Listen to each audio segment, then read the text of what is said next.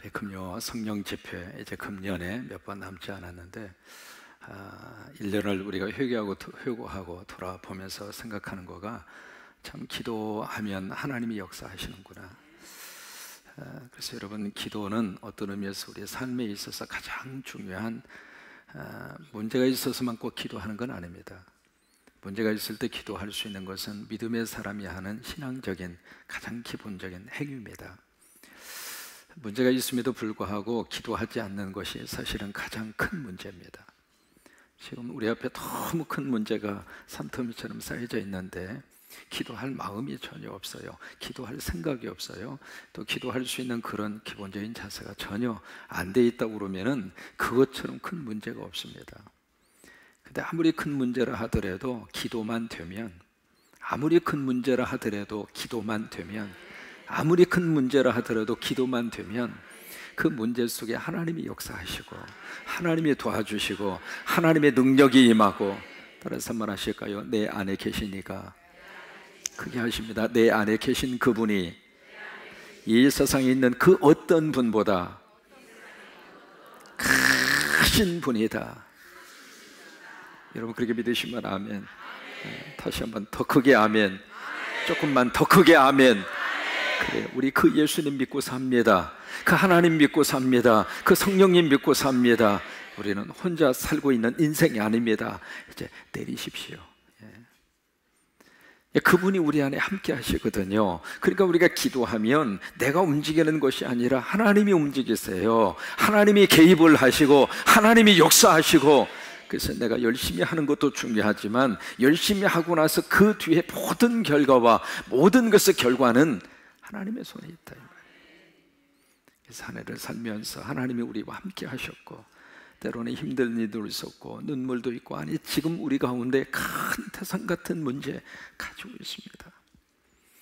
근데 그 속에서 우리가 어떻게 위로받으면서 살아갈 수 있는가? 우리에게는 기도가 있기 때문에. 그래서 기도하면 기가 막힌 역사를 우리는 기대하고 삽니다. 근데 이게 문제가 있는데 기도하지 않으면 기대할 것도 없어요. 사람은 밥을 먹는 존재이기도 하지만 또 하나, 인간은 희망을 먹어야 삽니다.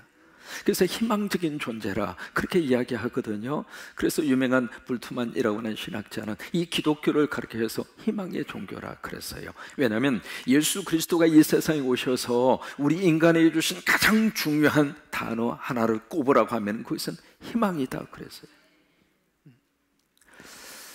그렇죠. 우리가 어느 때 우리가 희망을 가질 수 있는가? 기도했을 때, 간절히 하나님 앞에 무릎을 꿇었을 때, 그때 우리는 기도 속에서 희망을 가지는 거예요. 그래서 마음을 다하고 성령의 능력으로 간절히 기도하고 나면 그 기도를 통해서 하나님의 역사하심을 우리가 기대하게 되고, 그런데 기대한 것처럼 하나님이 도와주시더라 이 말이에요. 기도한 것처럼 하나님이 역사하시더라 그 말이에요. 그래서 우리는 기도만 되면 됩니다. 가끔 그런 이야기 합니다. 목사님, 기도해서 뭐 합니까? 그럼 거꾸로 이야기해 볼까요? 기도 안에서 뭐 할 겁니까? 그러니까 기도하지 않아서 그 다음에 그 이후에 어떤 새로운 것을 기대하고 얻을 수가 있다면, 기도 안 하고 살 수 있다면 그 방법을 선택할 수 있겠지만은, 그러나 큰 문제 앞에서 기도하지 않고 뭐 하겠어요? 결국 우리는 금요 성령 집회를 통해서 우리가 기도하고 또 찬양하고 또 하나님의 말씀을 통해서 한 해 동안 우리 재단 속에 성령으로 역사하셨고, 하나님이 우리 재단을 도와주셨고 우리 재단을 들어쓰셨고, 앞으로도 우리 재단에 속한 성도 여러분 모두를 하나님이 들어쓰시게 될 줄로 믿습니다. 이번에 18번째 하나님의 거룩한 성전을 하나님 앞에 바치면서 그런 마음이 들었습니다. 하나님, 이 사역이 계속될 수 있도록 성도들을 쓰시옵소서. 우리 성도 한 분 한 분을 하나님의 축복하지 않으면, 하고 싶어도 능력이 되지 않으면, 바치고 싶어도 바칠 수 있는 여건이 되지 않으면 하나님의 사역을 할 수가 없잖아요. 그런데 하나님이 여러분들을 축복하셔서 그 18개의 십자가 세우는 그 속에는 가슴 깊은 사연이 참 많습니다. 눈물 어린 헌금이 많습니다. 내 지금도 기억을 합니다. 제가 온 지 얼마 안 된 그 시절에 어느 분이 자기 앞 수표를 하나 가지고 오셨어요. 액수도 기억을 합니다. 700만 원 자기가 수표를 가지고 오셨어요. 가지고 오셔서 그것을 책상에 딱 놓고, 목사님 이거 선교를 위해서 써주세요. 그분이 그 자기야 수표 700만 원을 자기 책상 위에 2년 동안 놓았다고 합니다. 이것을 교회에 바치면 교회가 제대로 써줄 만한 교회가 어디에 있는가? 정말로 내가 간절히 원하고 그 알토란 같은 그 돈을 모아서 정말 십자가를 세우기를 원하고 선교하기를 원하는데, 그 헌금을 바쳤을 때 그 헌금대로 쓸만한 교회가 어디인가? 그러다가 우리 교회에 오셔서 세가족으로 등록을 하시고 그 헌금을 가지고 오신 거예요. 이 헌금을 바칠 수 있는 교회가 있어서 행복하다고. 그때 내가 하나 깨달은 게 있습니다. 여러분, 하나님이 원하시는 거룩한 성령의 거룩한 역사는 인간의 계획으로 하는 게 아닙니다. 하나님의 역사하심으로 하는 거예요. 하나님께서 앞서서 하시는 거예요. 그래서 그 헌금을 딱 받으면서 그랬어요. 원하시는 대로 하나님의 기뻐하시는 선교를 위해서 이 물질을 쓰도록 내가 관리 감독하겠습니다.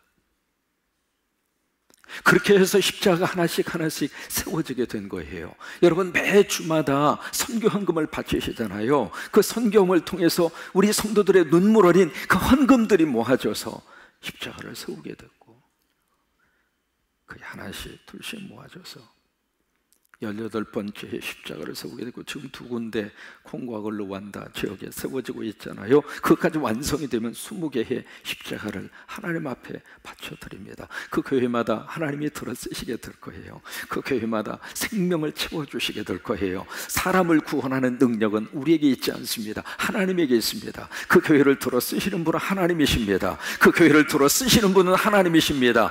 우리 성광교회는 계복동 3-1 여기에 국한된 교회가 아니라 그 말이에요. 우리가 늘 마음속에 그런 이야기 하잖아요. 전 세계의 모든 하나님의 백성들이 예수 그리스도를 통해서 구원받기를 위해서 간절히 우리가 기도하잖아요. 그 기도라고 하는 것은 이 장소를 머물러 있으면 그 기도는 더 이상 담을 넘어설 수가 없어요. 근데 요셉처럼 너는 무성한 가지라 네의 가지가 담벼락을 넘었도다. 그런 것처럼 하나님의 거룩한 비전과 하나님의 거룩한 꿈을 가슴으로 품고 새해에도 하나님 여러분 모두를 마음껏 축복하셔서 하는 일이 잘 되도록 하나님의 복을 내려 주셔서 막혀있는 것들을 하나님이 다 뚫어주시기를 바라고, 꼬여있는 것들을 다 풀어주시기를 바라고, 하나님께 거룩한 역사로 어둠의 터널이 끝나게 되기를 바라고, 성령의 역사로 임할지어다, 성령의 능력으로 임할지어다, 성령의 능력으로 임할지어다. 믿으시면 아멘! 그래요. 하나님이 하시면 하신다 이 말이에요.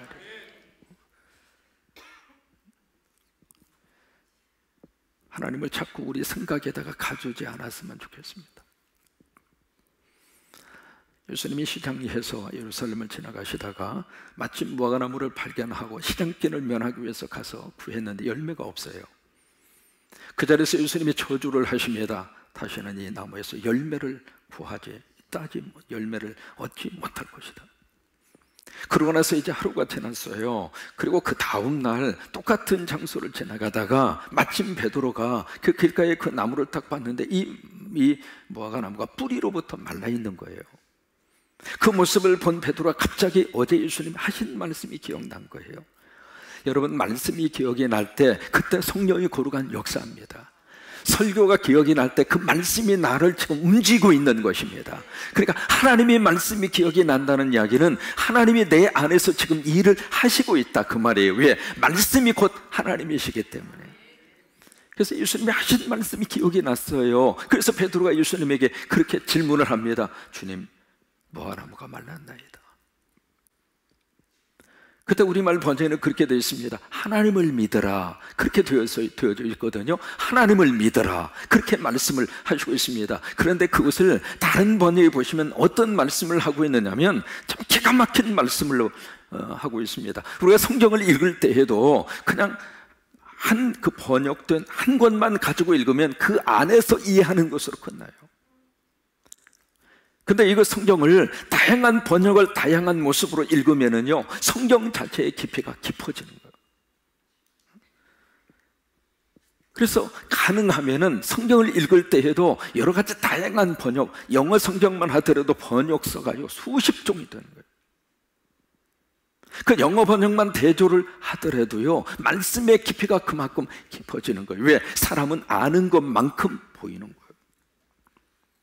그래서 이 번역을 대조해서 말씀을 드리는 이유가 그것이고, 우리 한국말도 번역이 잘 되어 있습니다만은 한국말로 다 담을 수 없는 하나님의 비밀스러운 의미를 영어라든지 헬라어라든지 독일어라든지 그 다음에 히브리어라든지 라틴 말이라든지 지금까지 열간 보던 언어들은 제가 한 언어입니다.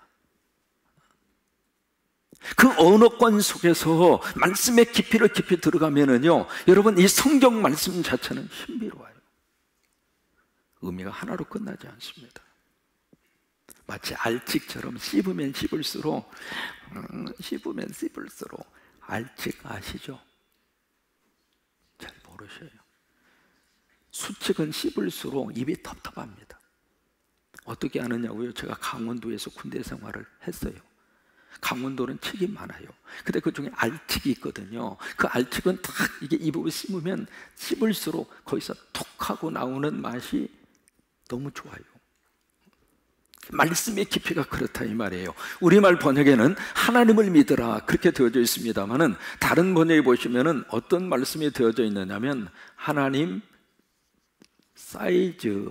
사이즈라는 말을 썼습니다. 하나님 사이즈의 믿음을 가져라. 그렇게 되어 있습니다. 그러니까 우리말 번역은 하나님을 믿으라 그렇게 말씀하고 있는데, 이것을 좀 더 깊이 있게 들어가서 보면은 하나님 사이즈의 믿음을 가져라. 내가 생각하는 사이즈, 그 속에 하나님 가두어 놓지 말고 내 경험된 하나님, 그 하나님 속에다가 그 박스 안에다가 하나님을 가두지 말고 하나님 사이즈의 믿음. 여러분, 하나님 사이즈의 믿음은요, 상상할 수 없을 정도로 큰 하나님의 능력, 그게 하나님의 사이즈의 믿음 아닙니까? 나는 못해도 하나님은 하실 수 있단 말이에요. 한번 해보실까요? 나는 못해도 하나님은 하실 수 있습니다. 다시 한번, 나는 못해도 하나님은 하실 수 있습니다. 서로에게 한번 축복하실까요? 나는 못해도 하나님은 할 수 있답니다. 서로 한번 축복 한번 했어요.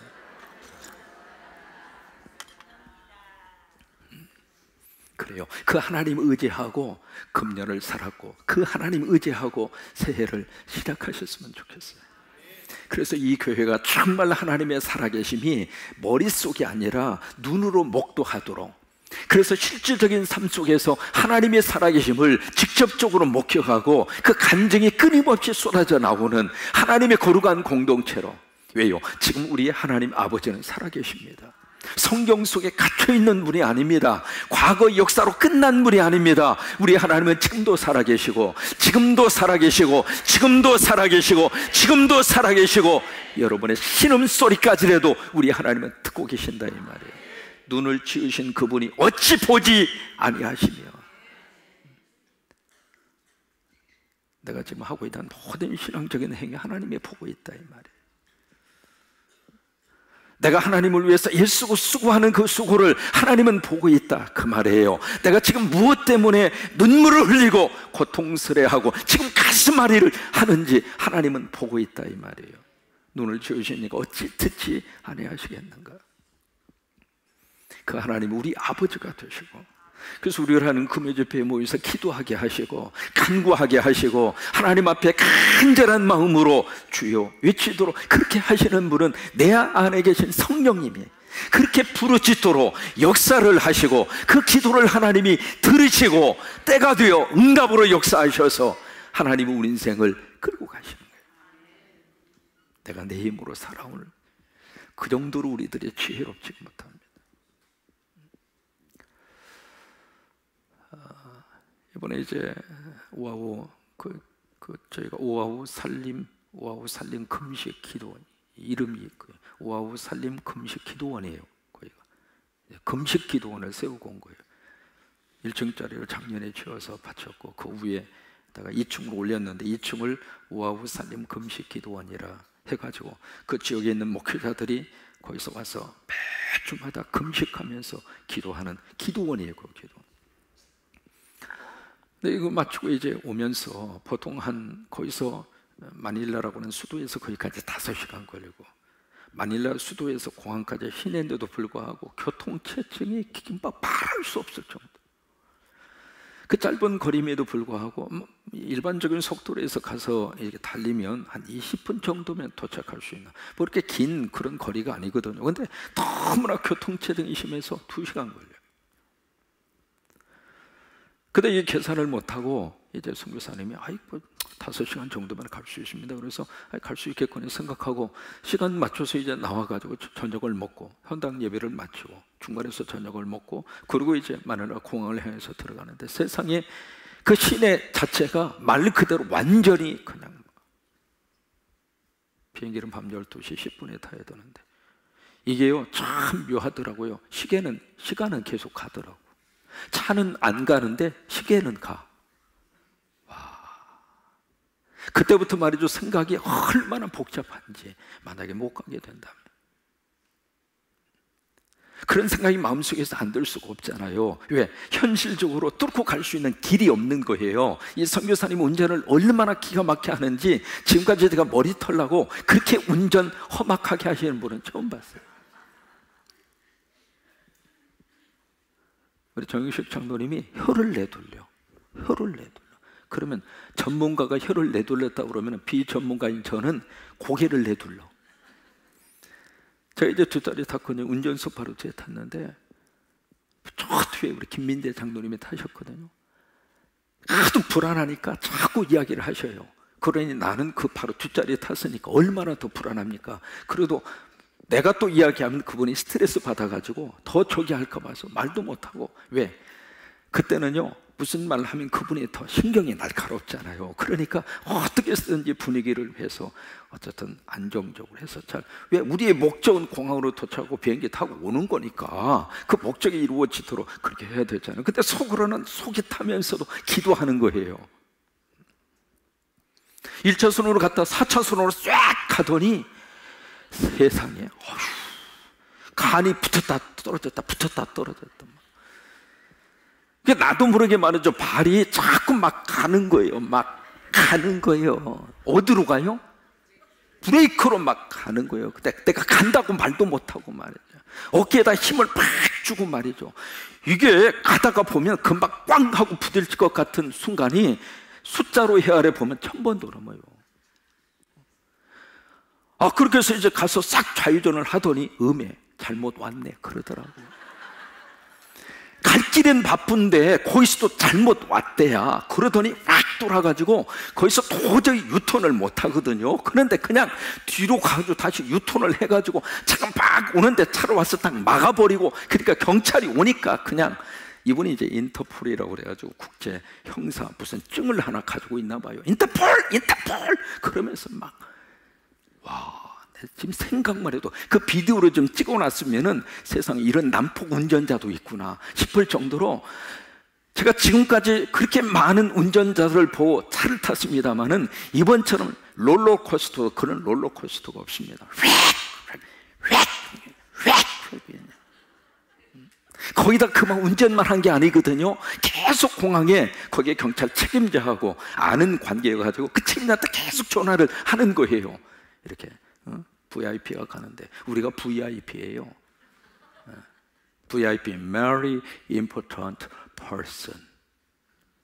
한국말로 귀빈, 풀어서 쓰자면 귀한 빈대. 그러니까 VIP가 된 거예요. 그러니까 VIP를 모시고 가는데 이분들이 꼭 비행기를 타야 되는데 그걸 좀 미리 티켓팅을 해달라고. 여권도 없는데 누가 해줍니까? 그래서 시간을 양보받아가지고 10시 반까지 오면 해주겠다. 그때 11시까지 오면 해주겠다. 11시까지 갈 수 있는 방법이 없더라고. 어쨌든 마음속으로 그렇다고 소리내서 할 수도 없고, 어쨌든 그렇게 해서 참 은혜 가운데, 이게 12시 10분 비행기인데 우리가 11시 10분인가가 도착한 거예요. 이제야 아멘이 나오지만 그때는 아멘이고 뭐고 정신이 없는 거예요. 그래서 이제 거기 가서 티켓팅하고 그렇게 해서 이제 비행기를 딱 타는 순간, 그 순간에 나도 모르게 할렐루야, 이 사람이 살면서 할렐루야가 거저 나오는 게 아니더라고요. 가슴을 졸이고 애가 타고 견딜 수 없는 그런 순간에 그 고비를 딱 지나고 나니까 그때 가서 마음속에서 아유 할렐루야, 목사니까 내색도 못하고. 이제 와서 이야기합니다. 장로님들 몰라요. 이제 와서 내가 이야기하는 거예요. 근데 보면 결과적으로 왔잖아요. 중간은 좀 힘들었어도 결과적으로는 왔잖아요. 비행기를 탔잖아요. 우리가 1년을 회고해 보면 참 그런 순간들이 누구에게나 다 있었단 말이죠. 가슴 졸이면서 애태하면서 가슴이 타들어가는 그런 절박한 순간이 누구에게나 다 있었다 이 말이에요. 그런데 지나가잖아요. 여러분 그래요 안 그래요? 힘들었지만 지나갔잖아요. 어려웠지만 그 순간 잘 견디셨잖아요. 그러고 나니까 이제 와서 할렐루야. 그래요. 하나님의 놀라운 역사는 지금도 우리와 함께 하시고 앞으로도 하나님이 그렇게 역사하실 것이고, 우리가 앞을 들여다보면 어떻게 살까 걱정이 앞서오는 것이 사실입니다. 앞으로 살아가는 세상 자체가 이렇게 만만한 세상이 아니고, 앞으로 살아가야 할 그 세상이 너무 급변을 해버리고, 모르겠어요. 제가 사는 세대는요, 이건 완전히 구속기하고 완전히 이거 21세기 IT를 동시에 경험하는 그런 세대. 왜? 호롱불부터 봤거든요. 호롱불 밑에서 공부하던 사람이 이제는 LED 속에서 지금 설교를 하고 있는 거예요. 전화기는 무슨 놈의 전화기입니까? 마을에 딱 하나, 백색 전화기 딱 하나. 그 전화할 일 있으면 그 집 가가지고 막 돌려가지고 방송을 하잖아요. 차상영 씨 전화 왔습니다. 와서 받으세요. 그럼 일하다 말고 가가지고 전화 받는데 전화 소리도 잘 안 들리니까 여보세요. 그래서 제 목소리가 커진 거예요. 집사람은 결혼하고 나서 집사람 미국으로 간 다음에 이게요, 사람이 결혼하고 나서 2박 3일 부산 해운대로 신혼여행 갔습니다. 기차 타고. 제주도는 꿈도 못 꾸었습니다. 무슨 놈의 전도사가 제주도입니까? 돈이 어디가 있어요. 100만 원 가지고 결혼식을 하고, 집사람은 100만 원 구워가지고 결혼식을 하고, 우리는 피장파장이에요. 그래서 결혼식을 했는데 무슨 놈의 신혼여행을 제주도의 제자도 몰랐어요. 그래서 기차 타고 부산 해운대 내려가서 해운대 해변가 한 바퀴 돌고 나니까 할 일이 없어. 그래서 거기서 이제 오뎅 먹고, 그 다음에 거기에 이렇게 뱀장, 실뱀장어 있잖아요. 그 뭐라고 그러죠? 안 하고 그걸 이렇게 한 사발 집어먹고 신혼여행을 그렇게 했어요. 그러다가 여기만 가면 좀 뭐 하니까 부곡 온천에 가가지고 온천하고 그 다음에 뭘 사다 드릴까 싶었더니 살 게 있어야지. 왜? 돈이 없으니까. 그래서 쟁반 하나씩 샀어. 부곡 온천 써져 있는 쟁반, 그거 하나씩 사다가 이렇게 드리려고 쟁반 사가지고 한 꾸무리를 들고 그렇게 했거든요. 이제 그러고 나서 집사는 미국으로 들어가고 나니까 이게요, 그다음부터 막 목소리도 듣고 싶고 그러더라고. 장가를 가긴 갔는데 갑자기 이제 헤어져 버렸잖아요. 그러니까 내가 지금 장가를 갔는지 안 갔는지 헷갈리는 거예요. 만난 지 2번 만나고 장가 가자고 결혼하자고 그래놓고 일주일 만에 월요일날 결혼식 딱 하고, 그러고 나서 신혼여행 갔다 오고, 그리고 집사는 미국으로 가버렸거든요. 그러니까 이것은 번개에 콩 구워 먹은 정도가 아닙니다. 번개에 완전히 명태 말려서 먹은 거예요. 그러니까 이게 정신이 딱 차리고 나니까 내가 장가 갔네? 그 생각을 하게 돼요. 정신을 차리지 않으면 장가 안 간대? 그 생각이 들 정도로. 그래서 이제 어떻게 해요? 우체국 가가지고 목소리도 듣고 싶어요. 매일마다 편지 썼어요. 아침에 쓰고 저녁에 쓰고. 출근하면서 가장 먼저 한 일이 우체통 열어보는 거. 연자 씨 알아주세요. 근데 그 아침에 무슨 왜 우체통 열어본다고 편지가 옵니까? 편지는 언제 와요? 오후에 오잖아요. 그럼 저녁에 열어봐야지. 근데 아침에도 열어보고 저녁에도 열어보고 매일 편지를 쓰고, 그래서 그때 제 문장력이 좋아진 거예요. 맨날 쓰다가 보니까, 그래서 지금 말이죠, 어떤 주제 하나만 가지고 컴퓨터 앞에 딱 쓰면 끝날 때까지 다다다다다 하면 딱 나옵니다. 연자 씨가 나를 그렇게 훈련시켜 주신 거예요. Thank you so much. 1년 동안, 1년 6개월이거든요. 1년 6개월 동안 매 그렇게 편지를 많이 썼어요. 첫 번째 대목이 뭔 줄 알아요? 사랑하는 연자 씨. 그러다 보니까 가끔 목소리가 듣고 싶잖아요. 그 목소리 듣고 싶으면 어디로 가는가? 우체국으로 가는 거예요. 우체국 가서 전화번호 주고, 그러면 한참 기다리고 있다. 차상영 씨 몇 번으로 들어가세요. 그럼 거기 들어가면은 거기서 이제 막 하면서, 그것도 신학생 그때 전도사 시절에 돈이 없어가지고, 왜 월급을 조금만 주니까 그래, 전도사 월급 뻔하잖아요. 그러니까 내가 전화 한 통 할 수 있는, 국제 전화 할 수 있을 만한 능력이 안 되니까 그때부터 뭘 하느냐면 컬렉터 콜이라는 것을 배웠어요. 그 뭐냐면 상대가 돈을 내는 거예요. 내가 돈을 내는 것이 아니라 상대가 돈을 내는 거니까, 집사람이 얼마를 버는지 저게 한지 개념이 없었어요, 그때는. 그래서 무조건 미국 가면 돈 많이 버는구나, 그렇게 생각을 하고 그냥 컬렉터 콜 그쪽에서 물어보거든요. 어떻게 이것을 돈을 낼 거다 하면 그것을 영어로 준비해가지고 컬렉터 콜 하면 그쪽에서 돈을 내주는 거예요. 참, 그래가지고 이제 그런 시절은 급변하는 세상이죠. 근데 우리 하나님은 변하지 않습니다. 그 하나님이 우리의 아버지가 되시고, 그 하나님 의지하는 우리 믿음이 있고, 그리고 우리 안에 기도의 영성이 끊어지지 않으면 하나님이 그 기도를 간절히 들으셔서 또 다른 새해 하나님의 능력으로 축복하실 줄로 믿습니다. 그런 은혜가 넘치기를 주의 이름으로 축원합니다. 아멘. 기도하자 우리 마음 아파요. 기도하자 우리 마음 아파요.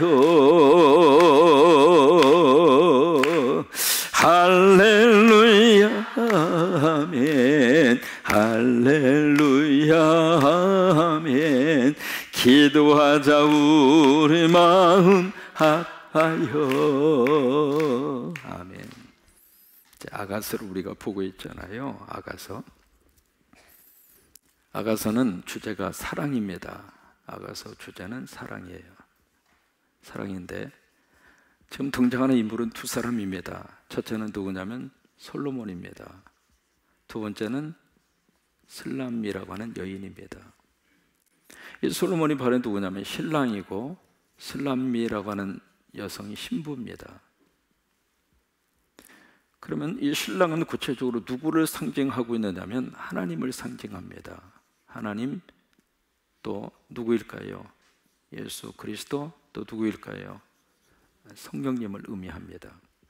그러면 신부는 누구일까? 신부는 누구일까요? 교회를 의미합니다. 그리고 신부는 누구를 이야기하냐면 성도를 말합니다. 근데 이 둘 사이에 무슨 관계냐면 사랑의 관계입니다.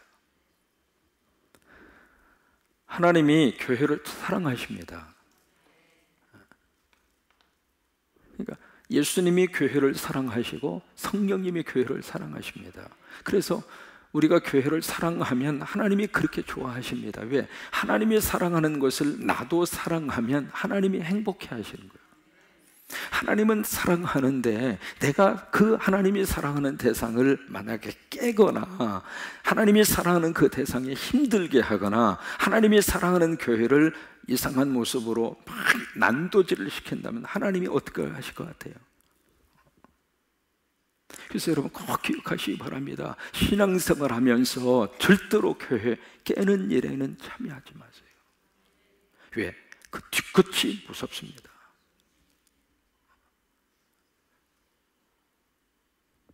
제가 1976년도에 신학교 들어가서 처음으로 간 교회가 관악교회입니다. 그 교회를 목회하신 목사님이 이중표 목사님이세요. 우리 권사님 너무 잘 아시는 분이죠. 신학교 1학년 때 만났습니다. 이중표 목사님. 처음에 딱 들어가니까 그 난곡 7동, 거기가 청계천 복개공사 하느라고 거기 모든 이주민들을 갖다 퍼다가 부은 장소가 신림 7동 난곡동이에요. 그래서 거기에 좁은 그 산골짜기에 10만 명이 살았습니다. 그 들어가는 입구에 바로 관악교회라는 교회가 있는데, 이정표 목사님이 처음으로 여기 시골에 계시다가 옥구에 계시다가 올라와서 관악교회 담임 목사님이 되신 거예요. 그래서 이분의 그 메시지도 좋고 풍채도 좋으시고 음성이 얼마나 좋은지 몰라요. 그 메시지 속에 매료가 돼서 매주마다 부교육자들은 뭘 했느냐면 보조의자 갖다 놓느라고 바빴어요.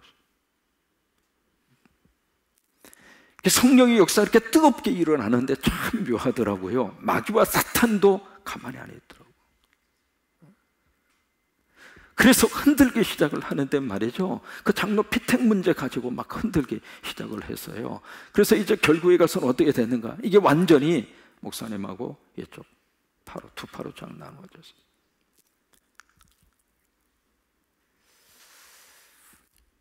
주일날이 되면은 이게요, 교회에서 서로 싸우느라고. 근데 그것을 신학교 1학년 때 봤습니다.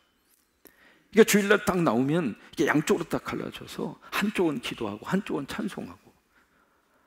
그런데 말이죠, 나 생전에 지금까지 그렇게 기도 크게 한 목소리는 그때 처음 들었습니다. 찬송도 그렇게 크게 할 수가 없어요. 서로 앉으려고. 이쪽에서 주여 하고 기도하면 이쪽에서 막, 나 박수로 그렇게 쳐보는 사람 내 처음 봤어요. 그냥 막 무슨 뭐 그냥 고함 대유를 하는 것처럼. 그런데 결론은 말씀드릴게요. 그 주동을 했던 그분들의 후손과 그분들의 그 후가 말할 수 없을 정도로 비참하게 끝났어요. 어떤 일이 있어도 하나님의 교회는 건들면 안 돼요. 왜? 하나님이 사랑하는 곳이니까. 하나님이 교회를 통해서 뭔가 하실 일이 있고, 그 교회를 통해서 하나님이 구원의 역사를 일구어 가시고, 그 교회가 부족하든 부족하지 않든 문제가 있든 없든 그것을 뛰어넘어서 성령께서 그 교회를 쓰시고 있다 이 말이에요. 그러니까 교회가 존재하고 있는 거 아닙니까? 지금까지 교회를 이 세상에 존재하도록 역사하신 분은 하나님이시거든요. 그러니까 하나님이 사랑하는 대상이 교회라 이 말이에요. 그래서 우리가 교회를 사랑하면 하나님이 우리를 축복하세요. 우리가 복을 받는 비결이 바로 거기에 있습니다. 하나님이 사랑하는 대상을 내가 마음을 다해서 사랑하면 하나님이 그 사람을 축복하시는 거예요. 어떤 일이 있어도 교회를 깨는 일이 앞장서면 안 돼요. 그것은 목사도 마찬가지고 평신도도 마찬가지입니다. 만약에 어느 한 교역자가 주회종이 그 일에 앞장서서 그 일을 만약에 해서 그 교회가 풍지박산이 돼버렸다면 하나님이 그 책임을 그 주회종에게 물을 거예요. 차라리 제가 조용히 떠나는 게 나아요. 저는 그런 생각을 가지고 살아요. 왜? 하나님이 교회를 너무 사랑하시는 거예요. 그러니까 하나님이 사랑하는 교회를 우리도 함께 사랑하고 살았으면 좋겠어요. 우리가 성광교회 섬기는 동안 하나님이 섬기라고 할 때까지는 저와 여러분이 최선을 다해서 섬겨요. 하나님이 또 나를 옮기시면 우리가 아멘 하는 거잖아요. 그러니까 하나님이 섬기도록 우리를 부르셔서 이 재단을 우리가 함께 섬겨갈 때에 하나님이 교회를 너무 사랑하는 것처럼, 이게 아가서 1장부터 마지막까지 솔로몬이 슬람이 이 여인을 얼마나 사랑하고 있는가, 그 사랑의 그런 놀라운 역사와 모습을 아가서 전체 속에 그냥 줄줄이 말씀을 하고 있는 것처럼 교회가, 하나님이 교회를 그렇게 사랑하세요. 또 하나, 하나님이 성도를 사랑하세요. 하나님이 나를 사랑하세요.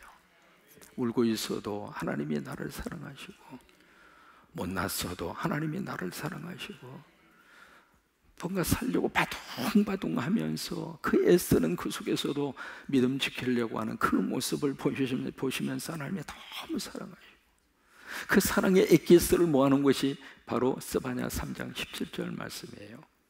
하나님이 너희 가운데 계시니 그가 너로 말미암아 기뻐하며 너를 잠잠히 사랑하시고 너로 인하여 즐거이 부르며. 무슨 말이냐면 나 너 때문에 행복하다 그 말이에요. 하나님의 사랑의 고백이에요. 하나님이 우리를 보시면서 너 때문에 나 행복하다. 이 저녁에 오신 여러분 한 분 한 분을 하나님이 보시면서 나 너 때문에 행복하다, 하나님이 그렇게 고백하시는 거예요. 그게 스바냐 3장 17절의 말씀이에요. 피곤함에도 불구하고 이 저녁 나와줘서 참 고맙다, 좀 쉬고 싶을 터인데, 그냥 편하게 좀 자고 싶을 터인데, 그래도 금요 성령 집회 기억하고 이 전에 이렇게 나와준 것이 너무 감사하고, 이게 하나님이 우리를 보시면서 그 사랑의 고백을 지금도 하고 계시는 거예요. 여러분 그렇게 믿으시면 아멘. 그래요. 하나님이 나를 보시면서 너무 행복해 하시는 거예요. 아버지의 집에서 이 저녁에 말씀을 들으면서 영으로 기도하고, 하나님의 말씀을 들으면서 내 속에서 기도하고, 지금 기도를 하고 있는 거거든요. 내 마음의 소원을 성령이 말할 수 없는 탄식으로 하나님 앞에 중보하시잖아요. 로마서 8장에 있는 말씀대로 내가 아버지 집에 와서 앉아있는 순간부터 성령님이 내 안에서 기도하는 거예요. 내 안에서 탄식으로 성령님이 하나님 앞에 간구하고 있는 거거든요. 그러면서 하나님이 우리를 보시면서 그래, 나 너 때문에 행복하다. 하나님이 우리를 사랑하세요. 우리를 사랑하세요. 여러분 그거 하나만은 놓치지 않았으면 좋겠어요. 오늘 아간서의 말씀은 어떤 내용이냐면, 이 슬람미 여인이 신부 단장을 했어요. 신부 단장을 하고 딱 나타난 거예요. 나타나니까 신랑 이 예수님이 이 신부를 보고 너무 사랑스러운 거예요. 지금 그 광경입니다. 그래서 이 신부를 보고 첫 번째 고백하는 말이 아주 감탄사입니다. 1절 내 사랑 너는 어여쁘고도 어여쁘다. 영어로 그렇게 되어 있습니다. How beautiful you are. 야, 당신이 얼마나 아름다운가. 그 감탄사예요, 감탄. 여러분 신부 화장을 하고 딱 드레스를 입고 나타난 그 신부를 보면서 신랑 예수님이 와, 아름답다. 그러면서 그것을 구체적으로 쭉 묘사를 하고 있는데, 7가지 신체 구조를 하나씩 쭉 열거를 하면서 지금 그 신부를 향한 이 신랑의 사랑이 멋진 고백을 여기서 하고 있습니다. 1절을 보시면 눈, 머리털, 2절을 보시면 치아, 이, 3절을 보시면 입술, 입, 뺨, 4절을 보시면 목, 그 다음에 5절을 보시면 요박. 7가지 신체 구조입니다. 그 신체 구조를 쭉 이렇게 열거를 하면서 그 신부가 너무 사랑스럽고, 그 신부가 너무 예쁘고, 그 신부가 너무나 멋진 모습. 예수님이 우리를 그렇게 보신다 이 말이에요. 나도 나를 들여다볼 때 그런 모습으로 나도 나를 봤으면 좋겠어요. 사람이 자기가 자기를 용서하고 자기가 자기를 사랑하는 게 가장 힘듭니다. 차라리 남을 사랑하고 남을 용서할 수 있는 여지는 어느 정도 있습니다. 왜? 이해만 되면 용서하고 사랑할 수 있습니다. 그런데 가장 힘든 것은 내가 나를 이해하고 내가 나를 용납하고 내가 나를 사랑하는 것이 가장 힘들어요. 그것은 남이 해줄 수 없으니까 내가 해야 되니까 가장 힘든 거예요. 근데 하나님이 그렇게 사랑하신다고 말씀을 하시고 있으니까 그 사랑을 받는 우리가 이제는 나도 나를 귀하게 생각. 여러분, 내가 내 몸을 좀 챙기실 필요가 있습니다. 내가 내 몸을 귀하게 생각해야 할 필요가 있습니다. 내가 나를 축복할 필요가 있습니다. 그래서 자기가 자기를 향하여 축복하고 축하하고 그리고 격려할 필요가 있습니다. 다른 사람이 해주지 않아서 속상할 때가 있지만 내가 나를 향하여 그렇게 격려하고 축하하고 축복할 필요가 있습니다. 그래서 여러분 다 거울 앞에 가끔 서셔서 딱 보고 자기가 자기를 향하여 상령아 괜찮어 하면 그쪽에서도 상령아 괜찮어. 자기가 자기를 딱 보면서 남이 생일 기억해 주지 않아서 열받지 말고 생일날 딱 보면서 Happy birthday to you 하면 그쪽에서도 나를 향하여 to you 하니까 내가 축복을 받는 거예요. 그래서 내가 나를 위하여 멋진 음식을 스스로가 해서 내가 나를 위해서 먹고 내가 나를 위해서 뭔가 해보고 싶은 것이 있으면 하고, 여러분 맛있는 거 있으면 잡수세요. 자식한테 물려주고 안 먹고 안 쓰고 그래서 그냥 그러지 마시고 이 시간 이후부터는 그냥 하세요. 무슨 돈으로 하느냐? 아파트 잡혀?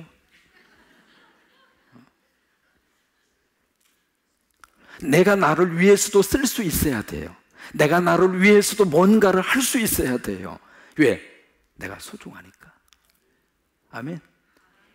그냥 안전하사나 자식밖에 모르고 안전하사나 자식 위해서 그러다가 결국에 가서는 나중에 홀로의 병상에 누워있을 때는 내가 뭘 위해서 살았는가.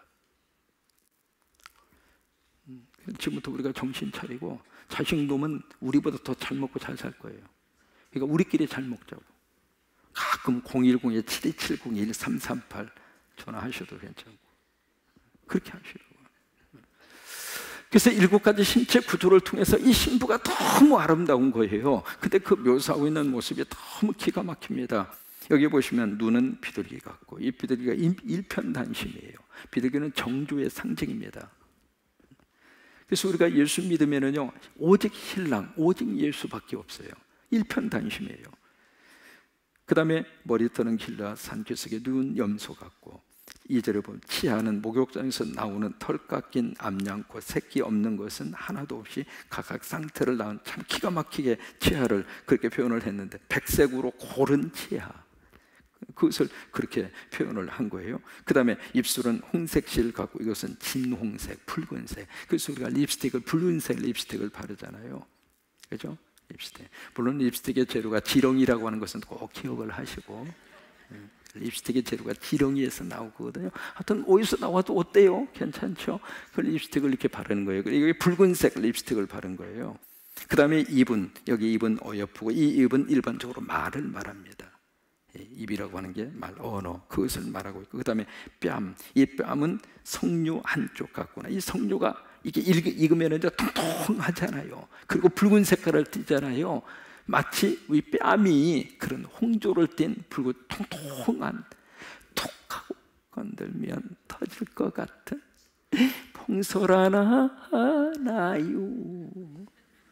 그 석류알 같은 그런 그 뺨, 그것을 그렇게 표현을 하고 있는 거예요. 그 다음에 4절에 보시면 목은 무기를 두르고 건축한 다윗의 망대 곧 방패 1000개, 용사의 모든 방패가 달린 망대 같고, 이게 무슨 얘기냐면 목에다가 화려한 보석으로 치장을 한 거예요. 목에다가.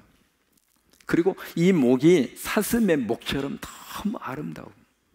그것이 이제 그렇게 표현을 했고, 5절은 그것은 쌍태 누루같이 비유적으로 그렇게 표현을 한 거예요. 이 모든 사랑의 고백을 한마디로 딱 말하면 무슨 고백이냐면 당신이 최고입니다, 이 말이에요. 당신이 최고래요. 이 고백을 지금 누가 하고 있는가? 신랑 되시는 분이 신부를 향하여 그 고백을 하고 있는데, 신랑 되시는 예수님이 바로 나에게, 네가 바로 나에게 최고다. 예수님이 그렇게 우리를 사랑하세요. 여러분, 그 사랑 때문에 우리 삶이 다시 한번 새해를 설계하고 희망을 가질 수 있게 되기를 주의 이름으로 축원합니다. 리빙스턴이라는 분이 아프리카에 너무 귀한 선교 사역을 하셨잖아요. 그 전기 작가가 리빙스턴의 전기를 쭉 쓰기 위해서 아프리카 사역을 쭉 돌아온 거예요. 리빙스턴이 했던 그 사역의 현장을, 사람들도 만나고 인터뷰도 하고. 그래서 그 작가가 물었어요. 당신은 리빙스턴이 했던 설교 말씀 기억나십니까? 아유, 아무도 기억이 안 나요. 그럼 리빙스턴이 했던 특별한 무슨 행동 같은 게 기억이 납니까? 하나도 기억나는 게 없어요. 그러면 당신은 리빙스턴에서 어떻게 기억을 합니까? 딱 하나 기억해요. 뭘 기억하십니까? 리빙스턴이 우리를 사랑했다고 하는 사실 하나만은 기억합니다. 그래요. 예수님이 우리를 사랑하고 계시고, 그 예수님의 사랑이 지금도 우리와 함께 하고 계시고, 그 사랑 하나, 그 사랑 하나, 그 사랑 하나, 그 사랑 하나가 우리로 하여금 우리의 삶을 살게 하는 가장 중요한 원동력이 되는 거예요. 이 시간에도 같이 기도하고 통성으로 하나님 앞에 부르짖을 때 그 은혜가 넘치기를 주의 이름으로 축원합니다.